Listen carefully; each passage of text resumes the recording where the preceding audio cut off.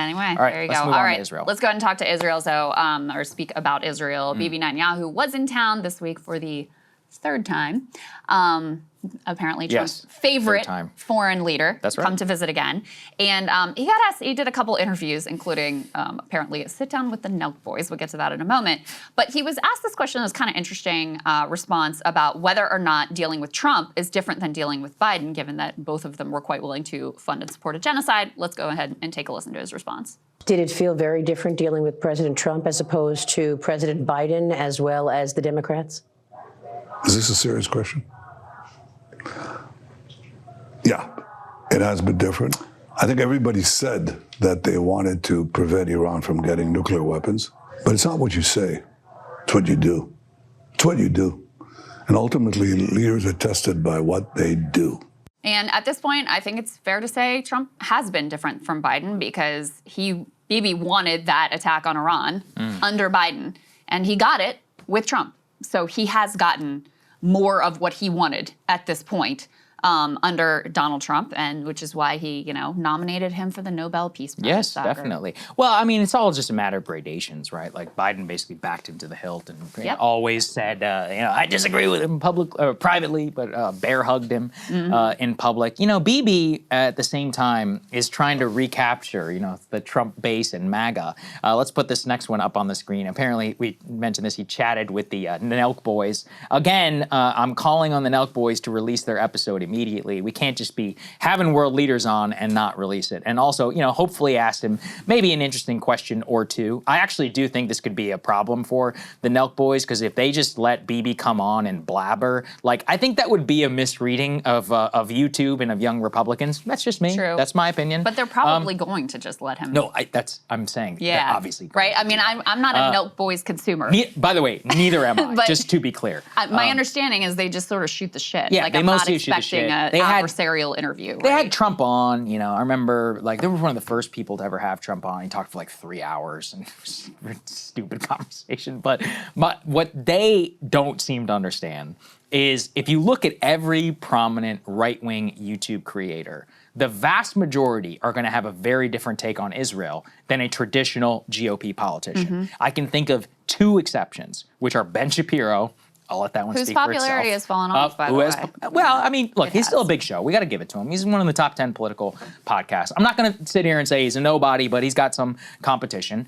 Dave Rubin. Those 2, that's basically it. Popularity has also fallen off. That one is obvious. But pretty much, if you look at the biggest ones, Tucker Carlson, I was just there. He let me go off on Israel. He basically agreed with me on everything. Candace, Tim Pool. Tim is complicated, I guess, on Israel, but he has people on, or at least who are critical. And so what I would point out... Fuentes is a rising force. Well, he's not on YouTube, but yeah. In the online right ecosystem. He's more of a Twitter thing, in my opinion. But yeah, I mean, he's got somewhat of an audience. But my point is, just if you look at all of those things kind of together, it points in a pretty clear direction. All the polling backs this up for young Republicans. If you look at the so-called podcast bros and all of that, look at Theo Vaughn, look at Schultz, look at Rogan. I mean, not pro-Israel. Tim Dillon. Dillon, right? So if you look at the audience and kind of the way that those people are all kind of trending, it's not in the direction of having a shoot-the-shit, happy dad conversation with Benjamin Netanyahu. Yeah. That's the way I would put it. Yeah. And that's why it's a big mistake, in my opinion, if you have him on and you just kind of let him get away with something like that. And it's in the context of Epstein, too. Again, the Epstein story is a massive story online. Massive. It was an entree point for millions of people into politics, as Ryan said. And if you don't ask him about something like that, I just think you look like a total joke. Now, I'm prejudging. I should make it clear. If they do, I'd be happy to say it. I'll play, the clip here on the show. Steiny, I'll sing your praises, and the rest of you guys. But something tells me that at the very least, even if they did, they're probably not going to ask the requisite follow-ups that they should. Yeah, I mean, here's the thing. It's not about you shouldn't platform Netanyahu. No, actually, you should. I would love to. I would love to talk to him. Interview any world leader, especially one that has such a significant grip on our foreign policy. Absolutely. But then it's, okay, well, what do you do in that conversation? And so, if they approach it like they have their other interviews where it's just we're going to shoot the shit and basically normalize and humanize this genuine monster. I mean, you would be hard pressed to find a bigger absolute villain in my lifetime than Netanyahu.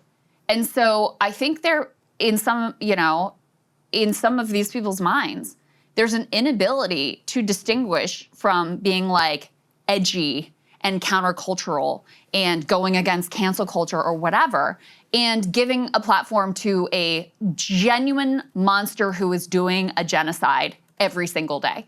Like, so that's the piece here that just, to me, it speaks to such a sick culture that this is even a possibility. We're going to talk about this with regard to the Trump administration sanctioning Francesca Albanese of the UN for her exposing and calling the carpet companies that are complicit in this genocide, et cetera.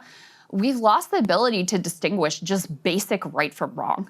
That's what it feels like to me. And look, again, if they hold him, feet to the fire and whatever, okay, I'll fine. I'll be happy to say, good job, guys, way to go.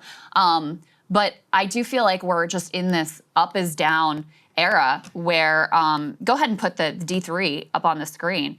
This is so sick to me. U.S. issues sanctions against UN investigator probing abuses in Gaza. So we've had Francesca Albanese on this show. She is a special rapporteur from the UN for the West Bank and Gaza. She has issued a number of reports about the ongoing genocide there that have been incredibly important. Her most recent one, I think, was in some ways the most provocative because, as I said before, she really called on the carpet all of the companies that are profiting from this. I mean, we're very familiar and very acquainted with the way in which wars are profitable. And there are many individuals who have become wildly rich off of war profiteering. Many of them live within, 10, 15 miles of where we sit right now. Here. I don't know that people have thought as much about the way that this genocide is incredibly profitable. And she talks about Palantir, Lockheed Martin, Google, Amazon, IBM, Caterpillar supplying those bulldozers that we've seen. And so she has really been one of the most principled and courageous actors, I think, out of this, entire conflict. And so to sanction that individual because they dare, and the specific reason is because of her work exposing this and her support for the charges against Netanyahu and Yoav Gallant, by the way, at the International Criminal Court, it's just incredibly sick. And Saagar Tritaparsi was pointing out that at the same time we're sanctioning this person who was genuinely trying to stand up for innocence in the world, the U.S. is giving a total pass to the guy who was, the Syrian leader and taking his former, his terror organization off of the terror list and granting them sanctions relief, et cetera. And so this is one of the things that has been the most sort of spiritually disturbing to me at this time is the vilification of people who are trying to stand up for basic things like, hey, we shouldn't be complicit in a genocide. I mean, this connects to the Zoran Mamdani conversation as well. And the celebration of genuine, an uplift of genuine terrorist, racist monsters. Well, I would just, look, for me, and this is the fundamental difference, is to me, why are we sanctioning somebody who is investigating Israel? It's that's what the full force of the U.S. empire is being used at this point to go after Francesca Albanese for issuing reports about the Israeli government and/or U.S. companies. I mean, that's fine, but it's one of those things where it's preposterous in this particular time to go after, the U.S. I mean, by the way, just so people understand what U.S. sanctions mean, it means you can't do business with any bank that does business with the United States. It's basically like being cut off from the financial system. Isn't she an Italian national? She's Italian. That's going to cause some serious issues. I don't even know if you can have a bank account at some of the places. You may not be able to have a credit card. You may not be able to have a phone plan. I'm talking, just so people understand what it actually means to be sanctioned by the United States of America. It's a very, very serious thing. We're doing it basically to protect somebody who is going after the Israeli government. I mean, look, I like Francesca. She is going after us as well. Sure. Because we're so involved. Okay, fair. Yeah. I would just put it, again, as a priorities thing for this is really what deserves sanctions when, again, we're going to point out the hypocrisy of U.S. support here now for the Israeli-backed al-Qaeda leader in Syria. And just broadly, I mean, it's about the priorities. So, for example, we're recently suing Harvard University for more of these anti-Semitism allegations. I actually have that. Can we put D5, please, up on the screen? The Trump administration is attacking Harvard's accreditation and a battle against the Ivy League school, and it's specifically about the indifference standard for the federal discrimination law, basically saying that they had indifference to the safety of Jewish students on campus. Why? Because they allowed people to protest the state of Israel. That is about a hijacking of the U.S. legal system. The only reason why, I mean, I just think a lot of the moralism and all the stuff around this, it doesn't hold up because this is America. We're a global empire. The Syria thing is a perfect example. We often back dictators and people who do horrible things around the world. Like the idea we're only going to be doing business or whatever with moral countries. It's kind of ridiculous and preposterous. The point then is to just have some sort of a consistent standard about who we sanction or not. And it's obvious here that our sanctions regime is being used as a tool basically on behalf of a foreign country, in addition to our federal government. And I think that is actually what is more of a not bipartisan, but it's an appeal that can really get to people. Whereas, I mean, and again, you know, no offense to my friends on the left, but it's like this constant like moralism, like people don't necessarily want to hear that whenever they're, people don't necessarily want to approach international relations that way when it's obvious that it's not a realistic way to conduct relations with the entire world. I totally disagree with you. I mean, that's the only thing that's popular on the left. No. Most people on the right are just upset that we're so obsessed with Israel. No, but no, I don't think that's true. No, I do think it's true. I mean, I think that's part of it. I think it's also partly like just like a strain of brazen anti-Semitism of the Nick Fuentes of the world, et cetera. It's true. I mean, you can't deny that that's an element of it, Saagar. But it's just like let me say, your reading of the American public, I think, is totally wrong. Because the reason that the polling on Israel has shifted so dramatically is because even if the U.S. government is and has always been full of shit on any sort of concern for human rights, the American people were not full of shit. Like, they actually believed that we should be a force for good in the world. Like, they actually thought of this country as like, you know, oh yeah, we mess up, but in general, like, we're the good guys. We're the good guys. And so what has profoundly changed the American public's conception of Israel and of the Palestinians is seeing these atrocities day after day after day, where it's like, how can it be our tax dollars that are being used for these bombs to murder babies I'm and agreeing with women you, but it doesn't sound like you're No, what I'm with me. agreeing with is the complicit in terms of us selling them the arms. If this was happening independently, I actually don't think it would be nearly as big of a thing here, because I mean, look, there's atrocities literally all over the world. But was the Azerbaijan, thing here a major? You're talking about that as like, you know, like it's the morals of it are just completely irrelevant. And saying that for most Americans, that's completely wrong. I don't think that's true at all. I think the morals are incredibly central because it's so at odds with what people want to believe about this country and the sense that, oh, you know, in general, we're like the good guys in the world. And so, yeah, I think the morality of just like mass murder of women and children and complete destruction, I think that is quite central to the way that public opinion has formed around What I'm trying to say is that if it weren't for the U.S. role in enabling it, I don't think it would be nearly as central of an issue here in the United States. And that's because I know for a fact that there are literal atrocities happening all over the world. And I would also caution people, this whole good guy narrative, that's what leads to Libya. Oh, we got to go and protect some Libyan civilians. Yeah, now we collapse the government and Gaddafi got killed. That's what leads to Saddam Hussein is a bad guy. Like, acting in that way is actually a terrible, terrible foreign policy. That's what responsibility to protect and all of that is built around. It has led to some of the worst humanitarian disasters, actually, in terms of the fallout of acting on that way. Yeah, so I would really caution people not to go down that path. That's actually even indicative in and of itself of the way that Americans think about these things, because those like good instincts of like, we should stop the Russians invasion. We should support women and girls in Afghanistan. We should make sure the Iranian people can be free or whatever. Those like deeply moral instincts are often weaponized to actually create mass chaos, carnage, death, and suffering. You know, there's no doubt that Afghanistan would be better if we never did any. Iraq, you know, certainly. Iran, absolutely, you know.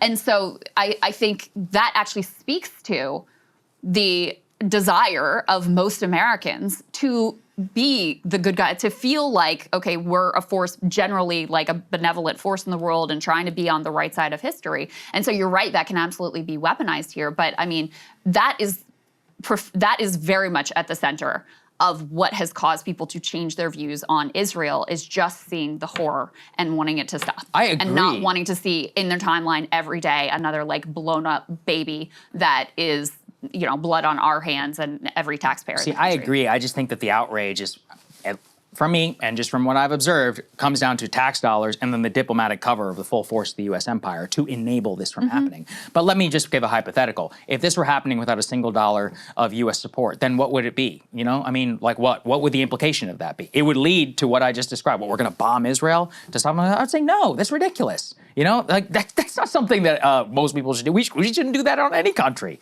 because that could lead you to the same Libyan type of destruction that's happened in all these other places. To the extent here that the outrage from the American people, which is correct in my opinion, is that we're not only enabling, but we're actively providing cover for, supplying, and in many cases encouraging something like this from happening. So that's kind of, I think, that the nuance is important there. And so, again, if I point to the right, I think a huge portion of why the American right in particular has moved against this, and I still think this is part of the left critique of this as well, is look at the level of obsession and money and government policy that our government is being used on behalf of this foreign country, which also is enabling and committing these immoral acts on an uncivilized nature. But it is not, because it's not, but all of it kind of traces back to the level of obsession and the support from us. It's not about the individual act itself, except in some rare cases. There are great humanitarians all over the world who are, the Congo or South Sudan or Kosovo and all these other things. But for example, if we were to look back to the Serbian intervention from NATO, that was done under the exact same terms. It was a disaster. It was a terrible idea. It didn't work. Actually led to pushing Russia away. I would give that as a great example of why we should not get involved, in particular, if the United States is staying out of it. And yes, I understand that sounds callous, but look at Ukraine, look at Libya, look at Kosovo. Kosovo, it's a disaster. Look at what happened with Serbia. Look at Iraq, look at Afghanistan. Nobody's better off because of the great, moral U.S. empire. So I caution from talking in these types of terms, because I've also seen it be weaponized. I don't know if you were here, but I talked about how Elie Wiesel's son went on Fox News and used his father's legacy to say that we should bomb Iran, because he said, my father was always very upset that the United States never bombed the death camps, and that's why this genocidal regime, America has to come in and to. It's like, whoa, hold on a second, we can't be putting that type of standard in terms of how the U.S. should operate. And so I just think defining the terms in terms of U.S. support, U.S. protecting these people, also obviously blatantly hypocritical on all of this, and trying to have some sort of consistent standard of, look, we do what's good for us. And, yes, there's tragedy all around the world, but at the end of the day, we're just going to pursue our own interests. That seems to be the middle ground for a real American foreign policy that most people can get behind. In the case of Israel specifically, that's also true that they just would not be able to do what they're doing with them. That's also objectively correct. Very true. They couldn't fight. They're fighting a war on 6 different fronts right now. You can't do that. They are completely shielded from the consequences of their actions because of us. And so, I do think Americans are much more deeply invested in this particular conflict. Number one, because the horror is just, I do think it is the worst atrocity that we have seen in our lifetimes. But number two, certainly because it's our bombs, it's our dollars. We are the baddies. We are the bad guys here. And I think that's why it's so, deeply painful to so many people, and why you've seen so much of a shift on the, the sort of normie liberal Democrats, and also some, especially among young people on the right. Yeah, and let that be a good lesson, because that's about how the most moral outcome can actually come from saying no. So, for example, if we didn't provide Israel all of the support, then they wouldn't do this, and it actually would lead to a better outcome. They would have to reckon with the realities of themselves as a small nation and in this region, and trying to get along with your neighbors and not piss everybody off. Look at all Africa. The time. They've got a bunch of small nations. Yeah, they fight each other sometimes. Mostly, they have decent enough relations. Yeah, every once in a while, a war breaks out. We don't go shipping weapons all around, into the region, and they figure it out for themselves. So let them do that. There's nobody stopping. There will probably be better relations between Israel, Iran. There would probably be a 2-state solution, especially if we push things in a more of a restraint-minded direction. And that, of course, would lead to a more moral outcome. That's all I'm saying. It's just I've seen this road go way too far under Samantha Powers, the responsibility to protect doctrine. And I do always worry about setting some standard from the United States as having to be the world's policeman for good, abroad. And I've seen that hijacked in a horrible way in the past. So I want people to define their terms around Gaza and Israel very specifically to make sure that it's not hijacked by somebody, sometime in the future, because it can lead in a very, very dangerous direction. That's all I was trying to say. Hey, if you like that video, hit the like button or leave a comment below. It really helps get the show to more people. And if you'd like to get the full show ad-free and in your inbox every morning, you can sign up at breakingpoints.com. That's right. Get the full show, help support the future of independent media at breakingpoints.com.